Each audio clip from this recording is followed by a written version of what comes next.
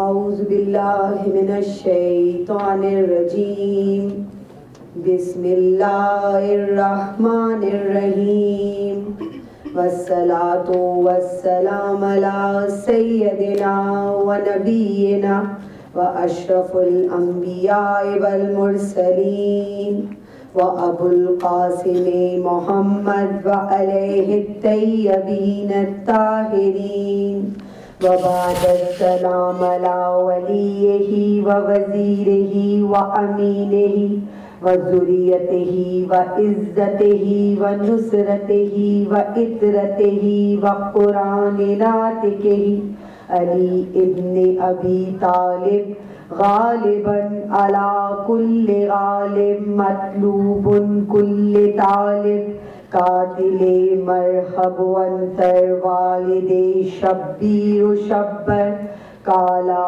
فی شانہی ضربت علی یوم الخندق افضل من عبادت الثقلین اللہم صلی علی محمد وآل محمد وبعد السلام علی اہل بیت الطیبین الطاہرین المعصومین المظلومین اللہم صلی علی محمد وآل محمد بسم اللہ الرحمن الرحیم الف لام میم ذالک الکتاب لا ریب فیہ ھدی للمتقین الا الذین یؤمنون بالغیب وَيُقِيمُونَ الصَّلَاةَ وَمِمَّا رَزَقْنَاهُمْ يُنْفِقُونَ سورہ بقرہ کی پہلی 2 آیات کہ جن کا ترجمہ آپ سب لوگ جانتے ہیں. قرآن ہدایت ہے کس کے لیے؟ متقین کے لیے. اور متقین کے لیے پہلی شرط کیا ہے کہ وہ غیب کے اوپر ایمان لائیں، نماز کو قائم کریں اور انفاق کریں. یہ 3 جو شرائط بتائیں پروردگار نے تقویٰ کے ساتھ جڑی ہوئی ہیں. خدا کیا کہتا ہے کہ اسلام اس لیے آیا تھا کیونکہ وہ تکمیل دین کے لیے آیا. اللہ نے جب اپنے دین کی، اپنے پیغام کی تکمیل کرنی چاہی تو اس نے اسلام کو بھیجا. اسلام اللہ کا آخری دین ہے، لیکن اسلام کی تکمیل جو ہے وہ تقویٰ میں چھپی ہوئی ہے. متقی ہونا شرط ہے. جب تک انسان تقوی کے راستے پر نہیں چلتا ہے اس وقت تک انسان ایمان اور دین کا مطلب نہیں سمجھ سکتا. تقویٰ کس چیز سے جڑا ہوا ہے؟ تقویٰ جڑا ہوا ہے تزکیہ نفس سے، یا اپنے نفس کی جتنی بھی خواہشات ہیں ان کے اوپر قابو پا لینے کا نام تقویٰ ہے. جب ہم بات کرتے ہیں امام المتقین کی تو ہم کیا کہتے ہیں کہ ان کا نفس نفس اللہ تھا. مطلب یہ کہ ان کا نفس کی جو بھی خواہشات تھی وہ اللہ کی رضا کے ساتھ جڑی ہوئی تھی. یہ فرق ہوتا ہے ایک متقی میں اور امام المتقین میں. دیکھیے تقویٰ کی بھی سٹیجز ہوتی ہیں، ہر کوئی انسان ہر سٹیج پر نہیں ہو سکتا. سب نے وہ واقعہ سنا ہوا ہے کہ ایک مرتبہ مولا علی علیہ السلام سے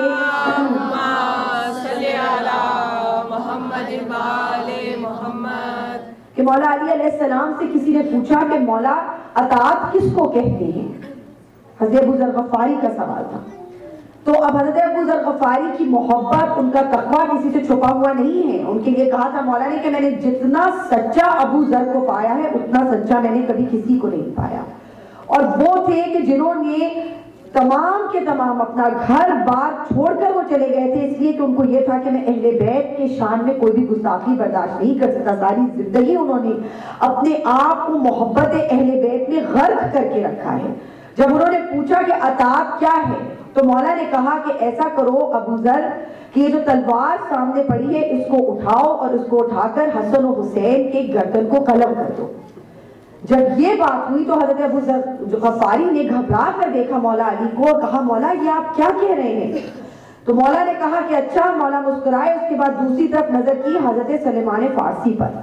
کہا سلیمان تم یہ تلوار اٹھاؤ اور جا کر حسن و حسین کی گردن کو قلم کر دو. اب سلیمان فارسی وہ تھے جن کے کندھوں کے اوپر امام حسن و حسین کھیلا کرتے تھے، اور اس قدر محبت تھی ان کو امام حسن و حسین سے کہ انہوں نے کہا تھا کہ میری پوری زندگی کا صدقہ جو ہے میں امام حسن و حسین کے اوپر سے دے سکتا ہوں۔ جیسے ہی مولا نے ان کو یہ حکم دیا، انہوں نے تلوار اٹھائی اور دروازے کا رخ کیا۔ جب دروازے تک پہنچے تو مولا نے واپس بلا لیا اور بلا کر کہا ابو ذر اطاعت اس کو کہتے ہیں، اور سلیمان فارسی تقویٰ میں تم سے ایک منزل اوپر ہے۔ صلی اللہ محمد وآل محمد۔ تو دیکھیے جب ہم بات کرتے ہیں نا سوچ کے جکڑے جانے کی، میں نے یہ بات کی تھی کہ اس دفعہ کا پورا موضوع ہی یہ ہے کہ اسیر اور قیدی میں فرق کیا ہوتا ہے۔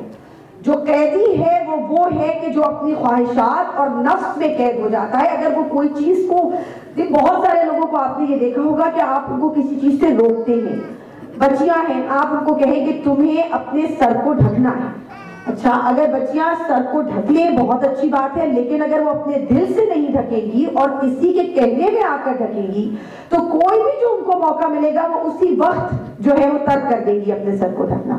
یہ جو حجاب کا تصور ہے یا یہ جو بھی واجبات کا تصور ہے کہ کبھی بھی آپ کسی کے اوپر مسلط نہیں کر سکتے۔ کہا جاتا ہے نا لا اکراہ فی الدین، دین میں جبر نہیں ہے، جہاں جبر ہے وہاں پہ قید ہوتی ہے، وہاں پر جکڑن ہوتی ہے، اور اللہ کے سامنے سر کو جھکا کر جو چیز اڈاپٹ کی جاتی ہے وہ انسان اپنے دل کی خوشی سے کرتا ہے۔ اس میں حیدری یا علی، حیدری یا علی، حیدری یا علی، خوشنودی شاہ نجف بلند تر صلوات۔ اللہم صلی علی محمد وآل محمد۔ بچوں کو جب انسان صرف اتنا بتائے کہ تمہیں خدا سے محبت کرنی ہے، اللہ وہ ہے کہ جو ہم سے زیادہ 70 ماؤں کے برابر تم سے محبت کرتا ہے، اور اگر تم اپنی ماں کی محبت میں کوئی ناراضگی مول نہیں لینا چاہتے تو وہ جو 70 ماؤں کے برابر تم سے محبت کر رہا ہے تم اس کے لیے اپنی ناراضگی مول نہ لو،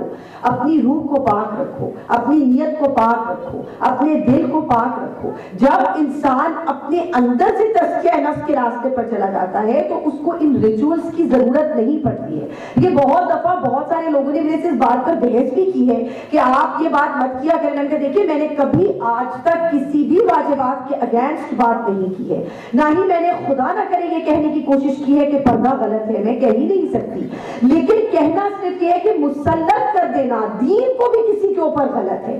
اگر آپ نماز، اگر سب سے بڑا تو پروردگار تھا، کیا پروردگار 2 فرشتے ہمارے ارد گرد نہیں لگا سکتا تھا کہ فجر کی نماز پہ ان کو ہنٹر مار کے اٹھاؤ کہ ان کو نماز پڑھنا پڑے گا؟ کہ کیا اللہ کے ہاتھ میں یہ چیز نہیں تھی؟ خدا نے یہ کہا ہے کہ دیکھو میں نے تمہیں عقل دی ہے، میں نے تمہیں نفس دی ہے، میں نے تمہیں روح دی ہے، تم دین کو سمجھو اور اپنے دل سے اس راستے کی طرف چلو کہ جو راستہ تمہیں ایمان اور سچائی اور محبت کی طرف لے کر جاتا ہے۔ جب تم محبت اور سچائی کو سمجھ لو گے تو تمہاری ذہن کے راستے کھل جائیں گے، جکڑے ہوئے نہیں ہوں گے۔ جتنا جکڑتے چلے جاؤ گے، جتنا جکڑتے چلے جاؤ گے تمہارا جبر بھی زیادہ ہوتا چلا جائے گا، تمہارا شک بھی زیادہ ہوتا چلا جائے گا، محض اپنی خواہش کو تسکین پہنچانے کے لیے اور لوگوں کو یہ دکھانے کے لیے کہ ہمارے بچے کتنے صحیح راستے کے اوپر ہیں۔ اگر آپ بچوں میں زبردستی کر ان کو کوئی کام کروانا شروع کر دیں گے تو بچے تو دین سے ریبیل کریں گے ہی۔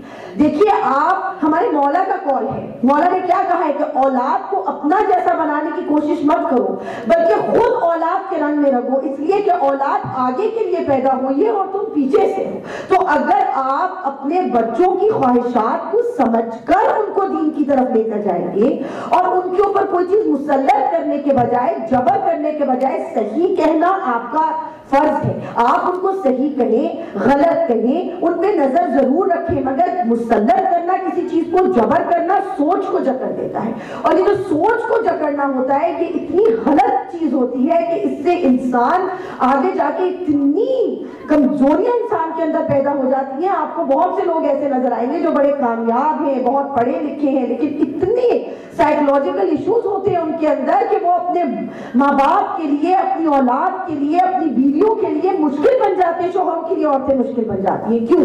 کیونکہ اندر کی انسیکیورٹیز ہی ختم نہیں ہوتی ہے۔ ان انسیکیورٹیز سے نجات پانے کے لیے پھر وہ دوسروں پر جبر کرتے ہیں، دوسروں کے اوپر مشکل، چاہے آپ جبر کریں غلط کام کے لیے، چاہے آپ جبر کریں صحیح کام کے لیے، جبر تو جبر ہے۔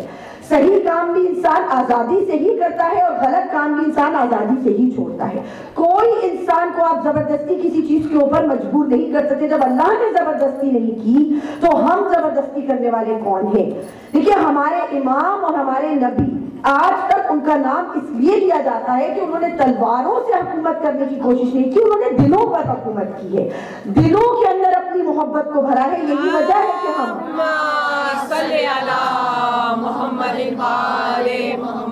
کون سی تلوار ہمارے سر کے اوپر ہے کہ جو ہمیں کہتی ہے کہ ہم امام کو رونے کے لیے آئیں؟ کون سی تلوار ہمارے سر پر ہے کہ جس سے ہم یہ کہتے ہیں کہ جا کے زنجیر زنی کرو؟ کون سی تلوار ہمیں یہ کہتی ہے کہ مولا کے لیے آنسو بہاؤ؟ یہی تو وجہ ہے کہ بہت سے لوگوں کو سمجھ ہی نہیں آتی کہ 1400 سال گزر گئے ہیں, آپ ابھی تک ایک ہی واقعے کے اوپر کیوں روتے رہتے ہیں؟ ایک ہی واقعہ بیان کرتے ہیں, اسی پر روتے ہیں, ایک ہی واقعہ بیان کرتے ہیں, کب تک یہ واقعہ بیان کرتے رہیں گے؟ کبھی نہ کبھی تو واقعہ پرانا ہو جاتا ہے. تو میرا ان کو جواب یہی ہوتا ہے کہ آپ صدیوں سے ایک ہی طریقے سے نماز پڑھتے آ رہے ہیں, فجر کی نماز, ظہر کی نماز, عصر کی نماز, مغرب کی نماز, عشاء کی نماز کو ایک ہی طریقے سے پڑھنے سے بور نہیں ہوتے. آپ چینج کر لیجئے نماز. اللہ اگر اس طریقے سے حق کو بدل دیتا ہوتا تو پھر انسان کو حق کی پہچان ہی نہ ہوتی. اللہ کا ایک ہونا بھی شروع سے اب تک ایک ہی ہے, رسول خدا کی بھی وہی حیثیت ہے, نماز کی بھی وہی حیثیت ہے, حج کو کرنے کا ایک ہی طریقہ ہے. کبھی آپ نے یہ دیکھا ہے کہ انسان کے لیے انٹرسٹنگ رکھو اس لیے آج طواف کسی اور جگہ پہ کر لیں, آج طواف کسی اور جگہ پہ کر لیں. ہر واجبات جو ہے وہ ایک ہی طریقے سے چلے آ رہے ہیں, تو 1400 سال پہلے کا واقعہ تبدیل کیسے ہو جائے گا؟ لیکن یہ جو آنسو بہتے ہیں یہ اس لیے نہیں بہتے ہیں کہ کسی کو دکھانے کے لیے بہ رہے ہیں. جب کسی کے دل میں محبت ہو تو ایک واقعے کو 10 دفعہ کیا 100,000 دفعہ بھی آپ بیان کریں, مودت اہل بیت سے آنکھوں سے آنسو بہیں گے ہی.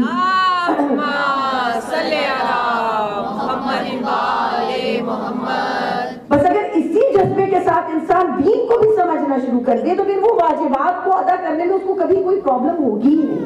آپ کو زبردستی کرنے کی کسی کے اوپر کوئی ضرورت نہیں ہے. جب انسان دل سے تسلیم کر لیتا ہے, دل سے تسلیم کرنے کے بعد, اسی لیے اللہ نے کہا ہے ہر جگہ یا ایھا الذین آمنو, اے ایمان والو. ایمان کا جو تعلق ہے وہ آپ کے دل سے جڑا ہوا ہے, دل سے ایمان لے کر آنا پڑتا ہے.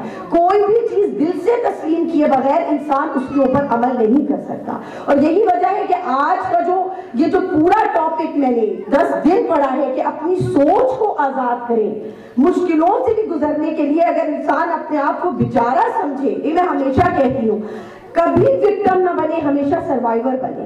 مشکل ہمیشہ آتی ہے لیکن مشکل کے بعد اپنے آپ کو وکٹمائز اگر آپ کرنا شروع کر دیں گے اور لوگوں کے سامنے اپنے غم ضرورت سے زیادہ بیان کرنے شروع کریں گے تو لوگ ساری زندگی آپ کو وکٹم سمجھیں گے. اللہ نے آپ کو ہاتھ پاؤں دیا, آپ کو ذہن دیا ہے, آپ کو شعور دیا ہے. اگر آپ پہ مشکل آ جائے تو اس کا مطلب یہ نہیں ہے کہ آپ لوگوں کے سامنے کمزور پڑ جائیں, کیونکہ لوگوں کے سامنے کمزور نہیں پڑنا چاہیے. اللہ کے سامنے اپنی کمزوری کا اقرار کر کے خدا کے آگے سر کو جھکا دینا چاہیے.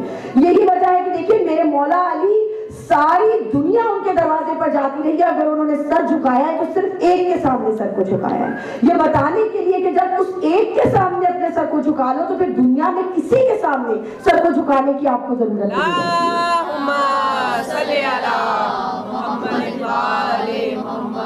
تو جو علم معصوم کا تصور ہے یا سوچ کو کھول دینے کا تصور ہے یا معصوم کو سمجھ لینے کا تصور ہے, عزاداری کو سمجھ لینے کا تصور ہے, محبت کو سمجھ لینے کا تصور ہے, علی کے فضائل کو سمجھ لینے کا تصور ہے, میرے مولا علی کو علی العظیم کے لفظ کے ساتھ کیوں جوڑا اللہ نے, اس کو سمجھ لینے کا تصور ہے. کوئی بھی چیز اس وقت تک سمجھ میں نہیں آ سکتی کہ جب تک انسان اپنی ذہنی قید سے آزاد نہ ہو جائے, خواہشات کی قید سے آزاد نہ ہو جائے, اپنے خوفوں سے آزاد نہ ہو جائے. دیکھیے اللہ نے کہا ہے کہ ہم نے 2 طرح کے خوف تم نے رکھے ہیں. ایک کیا ہوتا ہے, ایک ہوتا ہے بھوک کا خوف اور ایک ہوتا ہے فساد کا خوف. یہی لیلاف قریش میں یہ اللہ نے کہا ہے نا کہ میں نے تمہاری بھوک کو رزق سے بدل دیا اور میں نے جو فساد کو امن سے بدل دیا. 2 چیزیں ہوتی ہیں جو انسان کو خوفزدہ رکھتی ہیں, ایک بھوک اور ایک گھبرا جانا, فساد برپا ہو جانا. یہ دونوں چیزوں کے اوپر اگر انسان سمجھ لے کہ یہ خوف سے نجات اور ہر طریقے کا جو ڈر ہے انسان کے اندر، اس سے نجات صرف اللہ کے سامنے سر جھکانے کے اندر جڑی ہوئی ہے۔ آپ کو اس بات کو تسلیم کرنا پڑتا ہے کہ دنیا میں کوئی چیز بھی انسان اپنی کوشش کر سکتا ہے، لیکن مولا کا قول ہے نا کہ میں نے اللہ کو ارادوں کے بدل جانے اور ٹوٹنے سے پہچانا ہے۔ ارادہ انسان کرتا ہے، کوشش کرتا ہے، لیکن یہ چیز اپنے ذہن میں رکھنی پڑتی ہے کہ اللہ چاہے تو اس ارادے کو پورا کرے اور اللہ چاہے تو اس ارادے کو بدل دے۔ انسان کا اپنا ذہنی بازوقات بدل جاتا ہے۔ کسی چیز سے آپ شروع کرتے ہیں، کسی چیز کی طرف چلے جاتے ہیں، تو کوئی بھی چیز سے اپنے آپ کو اتنا کیوں جوڑ لینا کہ انسان آگے کی طرف بڑھ نہ سکے۔ ہمارے اماموں نے ہمیں محض یہی سکھایا ہے اور کچھ بھی نہیں سکھایا۔ ہم باتیں کرتے ہیں چھوٹے چھوٹے ریچولز کے اندر پھنس کر، فلانے نے یہ کر دیا تو وہ غلط ہے، فلانے نے یہ کر دیا تو وہ جہنمی ہے، فلانی عورت کو یوں کوڑے مارنے چاہیے، فلانے بچوں کے ساتھ یہ برا سلوک کرنا چاہیے، اس کی بیٹی یہ کر رہی ہے، اس کا بیٹا یہ کر رہا ہے۔ خود ہمارے اماموں نے ہمیں صرف یہ کہا ہے کہ اپنے دلوں کو کشادہ کر دو، اپنے دلوں کو کھول دو، اپنی زبانوں کی گرہوں کو کھول دو، اپنے ذہنوں کی گرہوں کو کھول دو، اپنے آپ کو اس راستے پر لے جاؤ جو راستہ ولایت کا راستہ ہے، جو راستہ امامت کا راستہ ہے، جو راستہ مودت اہل بیت کا راستہ ہے۔ جو تکلیف ہوتی ہے، غم ہوتی ہے، آنسو ہوتے ہیں، وہ انسان کے دلوں کو نرم کر دیتے ہیں۔ جب انسان کے دل نرم ہوتے ہیں تو پھر انسان کے دل میں ٹالرنس بڑھ جاتی ہے۔ جب ٹالرنس بڑھ جاتی ہے تو پھر آپ کے لیے لوگوں کے لیے دلوں میں آپ کا کشادگی پیدا ہوتی ہے، اور وہی کشادگی آپ کی سوچ کی کشادگی کے ساتھ بڑی ہوئی ہوتی ہے۔ صلوات اللہم صلی علی محمد و آل محمد۔ ہم نے بار بار علم معصوم کے اوپر بات کی، اور علم معصوم کا سلسلہ نے یہ کہا کہ 3 بنیادوں کے اوپر، امام ہی کے قول کے حساب سے، کہ علم معصوم جو ہے وہ یا جو بھی ہے، ان 3 چیزیں ایسی ہیں جن بنیاد پہ معصوم کی پہچان ہوتی ہے۔ ایک علم کی بنیاد پر، ایک عبادت کی بنیاد پر، ایک شجاعت کی بنیاد پر۔ میں نے علم اور شجاعت پہ بات کی، آج بات ہے بہت تھوڑا سا ذکر ہے کیونکہ وقت کی قلت ہے، لیکن آخری مجلس میں بات ہوگی عبادت کی، کہ معصوم کی عبادت کیا ہوتی ہے، ہماری عبادت کا فلسفہ کیا ہے اور معصوم کی عبادت کا فلسفہ کیا ہے۔ دیکھیے، ہمارے میں سے کوئی اس چیز کا دعویٰ نہیں کر سکتا کہ دنیا میں یا ہم ہر روز جو وقت گزارتے ہیں اس کا ایک ایک لمحہ ہم خدا کی رضا کے حساب سے گزارتے ہیں۔ ہمیں خدا کا اقرار ہے، لا الہ الا اللہ کو ہم مانتے ہیں، ایمان پر ہم الحمدللہ ہیں، ہمیں محبت بھی ہے امام سے، لیکن ہم میں سے کوئی دعویٰ نہیں کر سکتا، انسانوں میں سے کوئی اس بات کا دعویٰ نہیں کر سکتا کہ اس کی پوری زندگی خدا کے نظریے کے حساب سے اور خدا کے سائے کے اندر گزری ہے۔ کائنات کے اندر صرف معصومین ہیں جو اس بات کو کہہ سکے ہیں کہ ان کی نہ صرف یہ ہے کہ وہ اللہ کے حکم پر عمل کرنے والے ہوتے ہیں، بلکہ ان کی خواہشات بھی خواہش لاہوتی ہوتی ہیں۔ یہ خواہش لاہوتی کا کیا مطلب ہے؟ کہ ان کی خواہش کے ساتھ اللہ کی رضا خود بخود جڑ جاتی ہے۔ تو جو ان کے پاس قرآن ہے وہ بھی علم الہی ہے، اور جو ان کا بیان ہے وہ بھی علم الہی ہے۔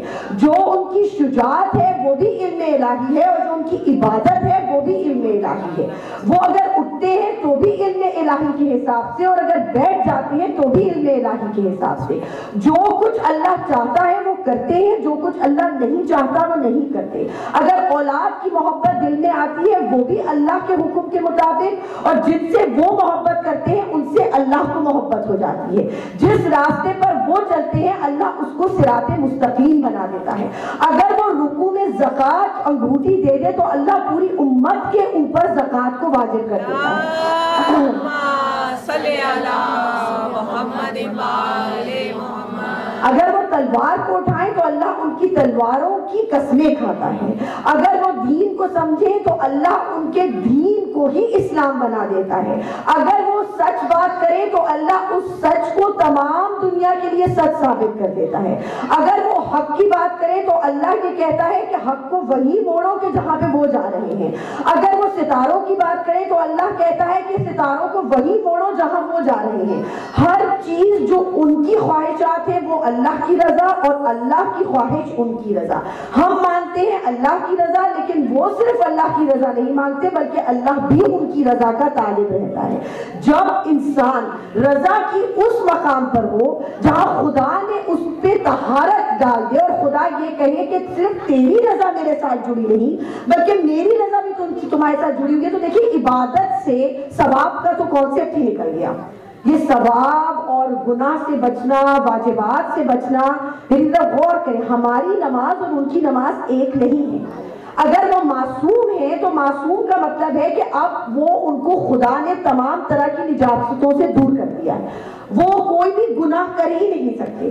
اگر وہ کوئی گناہ نہیں کر سکتے تو انہوں نے نماز اس طریقے سے نہیں پڑھی جس طرح نماز ہم نے پڑھی۔ ہمیں کیا کہا جاتا ہے؟ نماز پڑھو گے تو تمہارے پاس سے تمام آفات کو دور کر دیا جائے گا، نماز پڑھو گے تو تمہارے گھر میں رزق ہوگا، نماز پڑھو گے تو تمہارا دل جو ہے وہ برائی سے پاک رہے گا۔ لیکن جس کا دل بھکائے نور ہو، جس کا نفس الہی ہو، اس کو نماز پڑھنے کی کیا ضرورت ہے؟ آپ صرف یہ بتائیں کہ ان کو عبادت کرنے کی کیا ضرورت ہے جو خود سراپا عبادت ہے، جن کا ہاتھ اٹھانا بھی عبادت ہے، جن کا بیان بھی عبادت ہے، کہ جن کے لیے دیکھیں اب یہ بات کی جاتی ہے کہ کرم اللہ وجہہ، ہمارے اپنے اہل سنت کے لوگ کس لیے کرم اللہ وجہہ کہا جاتا ہے؟ کیونکہ جو خلیفہ اول ہیں ان سے روایت ہے کہ ایک مرتبہ وہ آئے رسول خدا کے گھر اور مولا علی کے چہرے کو دیکھ رہے تھے، تو ان کی دختر جو تھی رسول خدا کی بیوی حضرت عائشہ، انہوں نے ان سے کہا کہ بابا آپ کیوں دیکھ رہے ہیں بار بار علی کے چہرے کی طرف؟ کہا کہ اس لیے کہ میں نے جو ہے رسول کو کہتے سنا تھا کہ علی کے چہرے کی طرف دیکھنا بھی عبادت ہے۔ تو اب انہوں نے صلی اللہ محمد وآل محمد یا علی یا علی مولا کائنات بلند تر صلوات اللہم صلی اللہ محمد وآل محمد۔ تو اگر چہرے کی طرف دیکھنا عبادت تھا تو اس ہی روایت سے پڑ گیا کرم اللہ وجہہ کہ جس کے چہرے کی طرف دیکھنا عبادت ہے۔ تو اب جو چہرے کی طرف دیکھنا عبادت ہو گیا تو اس کا مطلب ہے کہ جو شخص کے چہرے کی طرف نظر کرنا ہی عبادت، اور جس کے لیے اللہ کے رسول نے کہہ دیا کہ ساری زندگی نمازیں پڑھتے رہو، ساری زندگی روزے رکھتے رہو اور صفا و مروہ کی سعی کرتے کرتے مارے جاؤ، پھر بھی اگر حب علی تمہارے دل میں نہیں ہے تو تم جنت میں جانا تو درکنار، جنت کی خوشبو تک تو نہیں پا سکتے۔ تو اب جس کی حب میں ہی جنت چھپی ہوئی ہے، جس کے چہرے کے نور میں عبادت چھپی ہوئی ہے، جس کے تلواروں کو اٹھا لینے میں عبادت چھپی ہوئی ہے، جس کے جہاں جہاں قدم پڑتے ہیں ان میں عبادت چھپی ہوئی ہے، اس کی اپنی عبادت کیا ہوگی یہ ہمیں سمجھنا ہے کہ علم معصوم کو ہم یا عبادت معصوم کو ہم اپنے آپ سے کس طرح کمپیئر کر سکتے ہیں۔ عبادت علی وہ ہے کہ جس وقت ہمارے پاس ہوں گے عبادت گزار بہت، میرا علی وہ ہے جسے دیکھنا عبادت ہے۔ نعرہ حیدری یا علی یا علی یہ شاہ نجف بلند تر صلوات اللہم صلی اللہ محمد وآل محمد۔ دیکھیے نماز ایک مرتبہ پھر تمام کی تمام نمازیں، تمام کے تمام روزے، جتنے حج، زکوٰۃ، یہ سب مولا کے تمام جو انہوں نے عمل کیے ان کا صدقہ ہے۔ یہ جتنے عمل ہیں یہ مولا کے اوپر آ کر ساقط ہو جاتے ہیں۔ جہاں پہ علی موجود ہے وہاں پہ نماز کی ضرورت نہیں، کیونکہ جو علی کی صحبت میں ہے وہ تو سراپا نماز کی صحبت کے اندر ہے۔ اگر انہوں نے عبادت کی تو سب کو دکھانے کے لیے یہ عبادت کی کہ جب اللہ کا وہ بندہ کہ جس پر خدا نے اس طریقے سے اس کے دل کے اندر نور بھرا ہے کہ اس کی رضا میں اللہ کی رضا جو ہے وہ پوشیدہ ہو گئی، اس کی مرضی اللہ نے خرید لی، اگر وہ عبادت کے مقام پر ہو تو اس کی عبادت اس مقام پر آ جاتی ہے کہ جہاں پر اگر پاؤں سے تیر بھی نکال لو تو پتہ نہ چلے کہ وہ کس طریقے سے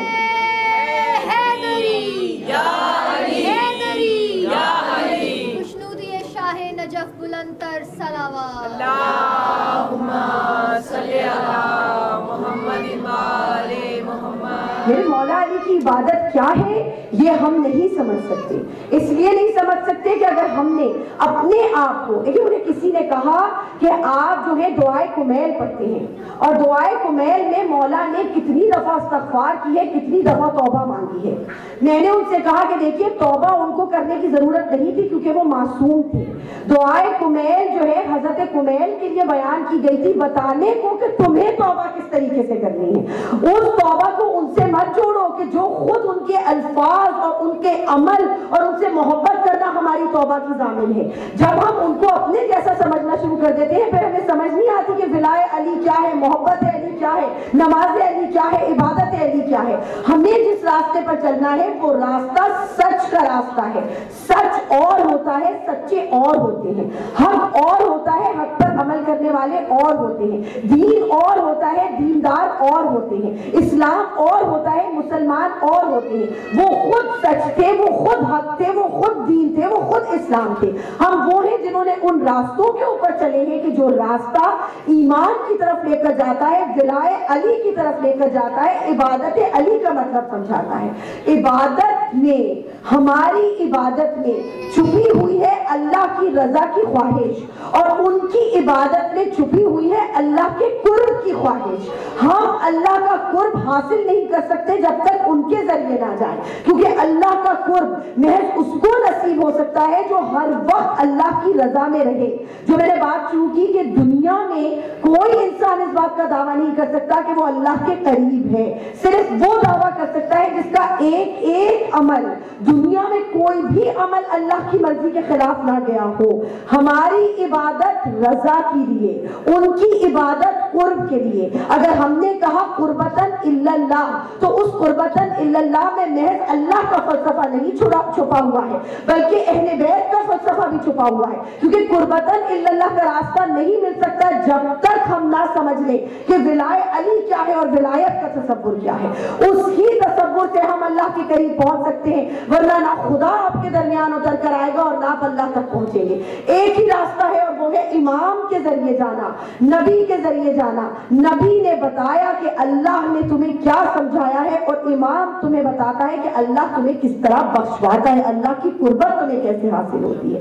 تو ولائے علی ایک کنجی ہے دین کی, رزق کی, اللہ کی محبت کی, اللہ کے قرب کی. جو جتنا میرے مولا علی کی محبت میں اترتا چلا جاتا ہے اتنا ہی اللہ سے قربت بڑھتی چلی جاتی ہے. اس لیے صلی اللہ محمد محمد, اس لیے کہ دین کی قربت یا اللہ کی قربت محبت علی کے علاوہ اور کچھ بھی نہیں ہے.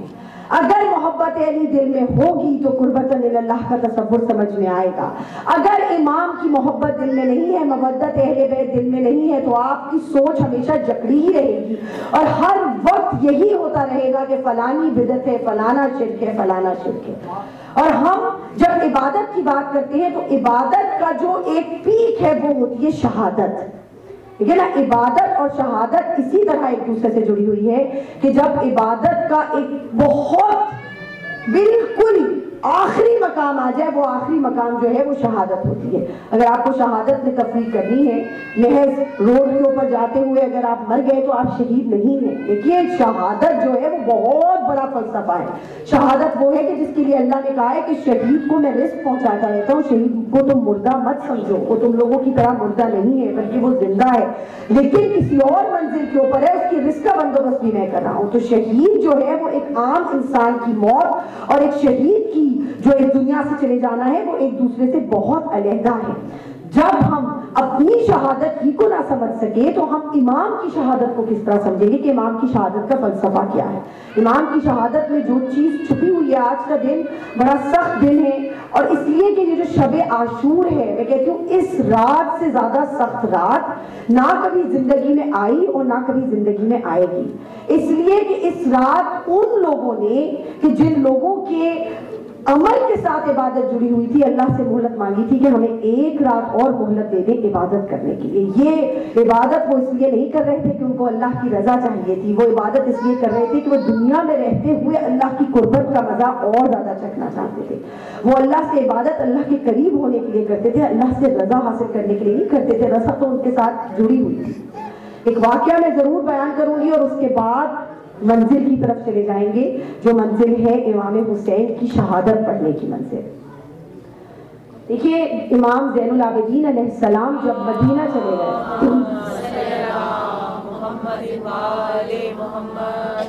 جب مدینے گئے ہیں امام زین العابدین علیہ السلام تو انہوں نے وہاں جا کے گوشہ نشینی اختیار کر لی تھی. کہا جاتا ہے میرے مولا کو صرف اس کے بعد لوگوں نے ان کی آنکھوں کو تر دیکھا ہے، اس لیے کہ انہوں نے جو منظر دیکھے تھے اور جس طریقے سے وہ مدینے تک پہنچے تھے، اس کا ہم ایک عام انسان، اس لیے کہتے ہیں نا اپنے آپ کو امام کے ساتھ مت ملاؤ، اس لیے کہ امام کی جو کیپیسٹی بھی ہے دکھ کو برداشت کرنے کی وہ ہمارے مقابلے میں بہت زیادہ ہے. ہم تو چھوٹی چھوٹی چیزوں پہ ہمت ہار دیتے ہیں، انہوں نے تو بہت تکلیفیں برداشت کی، جہاد اکبر کیا.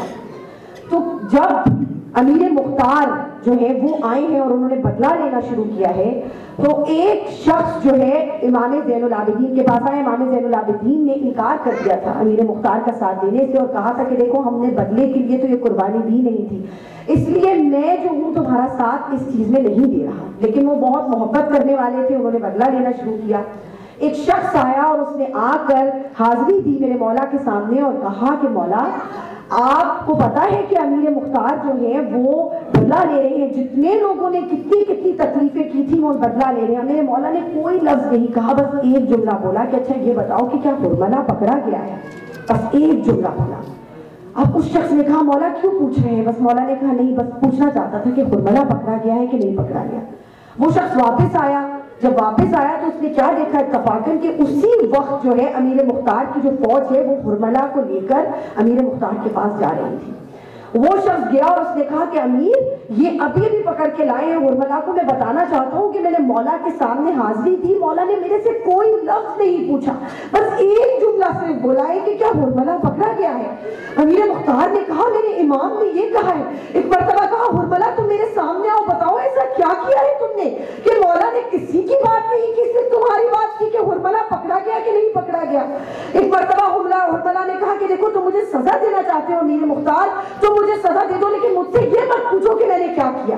کہا کہ نہیں تجھے بتانا پڑے گا. میرے مولا نے جب تمہارا نام لے کر یہ کہا ہے کہ حرملہ پکڑا گیا کہ نہیں پکڑا گیا تو تمہیں بتانا پڑے گا کہ تم نے کیا کیا ہے. کہا کہ میں بہت بڑا تیر انداز تھا، میں نے پوری کربلا کی جنگ میں صرف 3 تیر چلائے ہیں اور کوئی جنگ نہیں لڑی میں نے. کہا اچھا کون سے تیر چلائے تم نے؟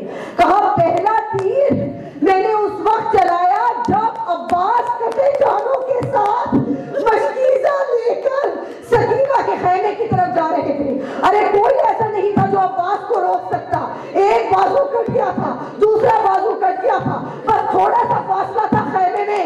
ارے پانی بچوں تک پہنچ جاتا. جو میں نے تیر چلایا تو کس طرح مشکیزے میں چھید ہوا کہ عباس کے ارمان. ہائے مولا، ہائے مولا، مولا مجھے ہمت دے دے کس طرح کہ میں آپ کی شہادت پڑھ دوں مولا. ایک مرتبہ کہا کہ اچھا یہ کیا تم نے. کہا دوسرا تیر کب چلایا؟ کہا دوسرا تیر اس وقت چلایا جب حسین علی اصغر کو لے کر آئے تھے اور اس طریقے سے اپنے ہاتھوں میں بلند کیا ہوا تھا. کہتے تھے علی اصغر کو دیکھو یہ بچہ پیاسا ہے. ارے یہ تو کچھ نہیں کہنا، بس 2 قطرے پانی کے ٹپکا دو. ایک مرتبہ میں نے تیر تو چلایا تو حسین کے ارمان. ہائے حسین، ہائے حسین. پھر کہا اچھا تیسرا تیر کب چلایا؟ کہا تیسرا تیر نہ پوچھ، کہا بتانا پڑے گا تجھے. کہا تیسرا تیر اس وقت چلایا جب حسین تیروں سے ایک طرح سے تمام تیروں سے چھلنی، زخموں سے چور زلزلہ کے اوپر موجود تھے، اپنا سر اوپر کیا ہوا تھا. کہنے تھے اے اللہ میری مدد کر. اس وقت جو میں نے تیر چلایا تو حسین کے دل پہ لگا اور حسین اس جگہ سے نیچے. ہائے حسین، ہائے حسین. ارے میں کہتی ہوں اتنا ظلم. ارے میرے مولا امام حسین سب نے اپنے آپ کو ختم کر دیا آپ کے لیے، لیکن آج آپ جا رہے ہیں. ارے کیسے جا رہے ہیں؟ میں نے کہا تھا نا 2 شہید ایسے ہیں کہ جب خیموں سے چلے ہیں تو بیویاں جانے نہیں دیتی تھی. ایک علی اکبر اور دوسرے میرے مولا امام حسین جب چلنے لگے تھے تو گھوڑے پر سوار ہوتے ہوئے ایک طرف دیکھا حسرت سے، دوسری طرف دیکھا حسرت سے. ارے کوئی موجود نہیں جو مجھے سوار کرائے.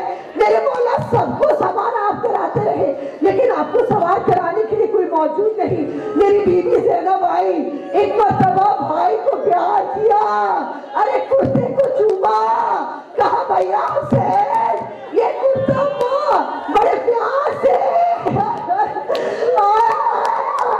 بڑے پیار سے میری ماں یہ کرتا سیتی تھی، ارے یہ کرتا تیرا کرتا بڑی خوشبو آ رہی ہے بھائی. کہا کہ اچھا زینب میں جا رہا ہوں. ایک مرتبہ گھوڑے پر سوار ہوئے، گھوڑا نہ چل کے دیا، جو پیچھے دیکھا کیا دیکھتے ہیں سکینہ صبح سے لپٹی ہوئی ہے. ایک مرتبہ اتر کر آئے، سینے سے لگایا، کہا سکینہ کیا بات ہے؟ کہا بابا تو مقتل کی طرف جاتا ہے واپس نہیں آتا. بابا سکینہ آپ کے سینے کے بغیر کیسے سوئے گی؟ ارے بابا میں آپ کے بغیر زندہ نہیں رہ سکتی. ایک مرتبہ کہا سکینہ تجھے باپ کی پیار چاہیے یا اللہ کی رضا چاہیے؟ بس اتنا کہنا تھا کہ بیوی نے اپنی آنکھوں سے دیکھا. کہا بابا ارے بابا چلے جائیے. میں کہتی ہوں میری بیوی زینب سے جب کسی نے پوچھا تھا زینب سب سے مشکل مقام کون سا تھا، سب سے زیادہ کب گھبرائی تھی زینب؟ کہا بس ایک مقام پہ گھبرائی ہوں جب چلائے زینب یہاں پہ کھڑی تھی، شیبہ سینے پر سوار تھا اور حسین. ارے میں نے دیکھا میری ماں دور سے کھڑی ہے اور دور سے کھڑی بیٹھ کے رہی ہے. ہائے حسین، ہائے میرا گود کا پیارا حسین. کہا جاتا ہے جب شمر سینے پر سوار ہوا ہے، ارے پوری شہادت نہیں پڑھ سکتی، بتا دیا ہے کیسے آئے تھے گھوڑے سے زمین پر. بس یہ کہ جب شمر سوار ہوا تو ایک مرتبہ دیکھا مولا کے زہور ہل رہے. کہا ارے بدعا نہ دے دے حسین. ایک مرتبہ اپنے کانوں کو جو حسین کے الفاظ لبوں کے پاس لے کر گیا، کیا دیکھا مولا کہہ رہے میری امت کو معاف کر دینا. ارے یہ امت نہیں جانتی کہ اس نے کیا کیا ہے. شمر نے خنجر نکالا کہ اللہ زینب یا پہ زینب. ارے تڑپنا شروع ہوئی. کہا جاتا ہے 16 دفعہ، ہائے مولا 16 دفعہ خنجر چلایا، ہر دفعہ ہاتھ پھسل جاتا تھا، اس لیے کہ میری بیوی فاطمہ. ہائے حسین، ہائے حسین. ارے 16ویں دفعہ جو گلے میں خنجر چلایا، ارے سر کو نیزے میں بلند کیا، ارے تمام سب آسمان کالا ہو گیا. ارے زمین ہل رہی ہے، بیویاں رو رہی ہے. ہائے میرے مولا.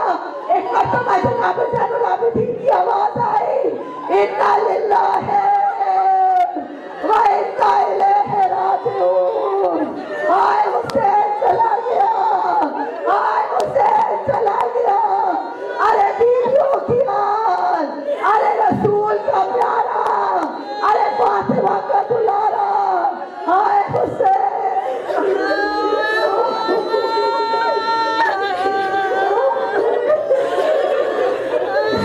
میرے مولا، ارے یہ وہی کرتا ہے نا جو آپ کی ماں نے پہنایا تھا.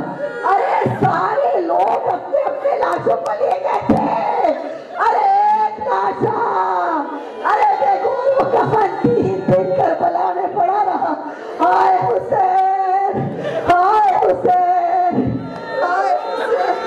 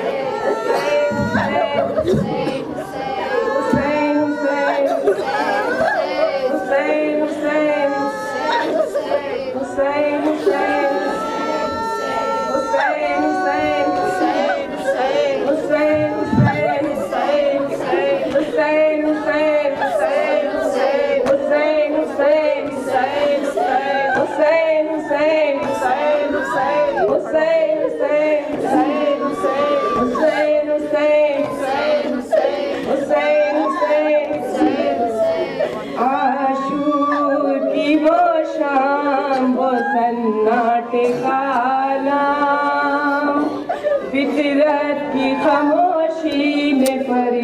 यारों का वो मातम सोया हुआ रन में असदुल्लाह का ज़ैग़ाम और खून में डूबा हुआ इस्लाम का परचम।